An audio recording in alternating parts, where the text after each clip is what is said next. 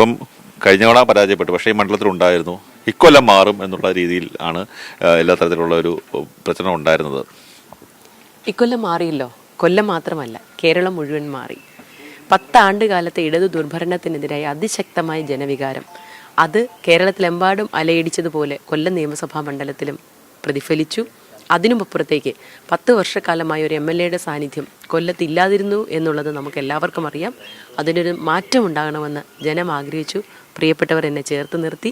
അവർ പകർന്നു നൽകിയ സ്നേഹവും വിശ്വാസവും അതിലിരട്ടിയായി തിരിച്ചു കൊടുക്കാൻ കഠിന പ്രയത്നം ചെയ്യും എന്നത് മാത്രമാണ്. ഇപ്പം വലിയ രീതിയിലുള്ള വിജയം ഉണ്ടായി, പക്ഷേ മുഖ്യമന്ത്രി സ്ഥാനത്തിന് വേണ്ടിയുള്ള ഒരു തർക്കങ്ങൾ, ഫ്ലെക്സ്, അങ്ങനെയൊക്കെയുള്ള കാര്യങ്ങളൊക്കെ നടക്കുന്നുണ്ട്. ആ ഒരു രീതി ഇപ്പം ഇത്തരത്തിലുള്ള വിജയത്തിന് തിരിച്ചടിയാവില്ലേ ചർച്ചകൾ?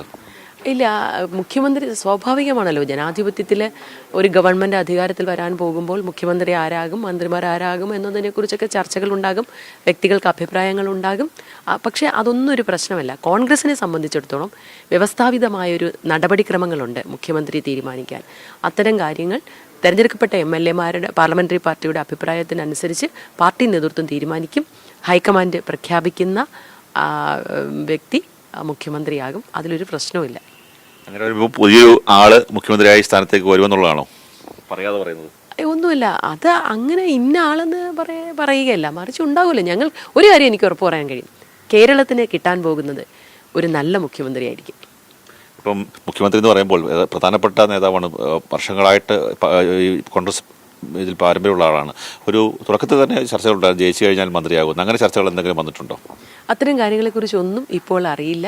അതെല്ലാം പാർട്ടിയാണ്. അതത് കാലഘട്ടങ്ങളിൽ സംഘടനാപരമായ അല്ലാത്തതുമായ ഉത്തരവാദിത്തങ്ങൾ ഓരോരുത്തർക്കും തീരുമാനിക്കുന്ന പാർട്ടിയാണ്. അത് പാർട്ടി എന്ന് പറയുന്നു, അതനുസരിച്ച്. ഇങ്ങനെ പറയുമ്പോഴും ഉള്ളറകളിൽ ചർച്ചകളുണ്ട് എന്നുള്ളതാണ്. അതിനെക്കുറിച്ച് എനിക്കൊരു അഭിപ്രായം പറയാൻ കഴിയില്ല. എന്തായാലും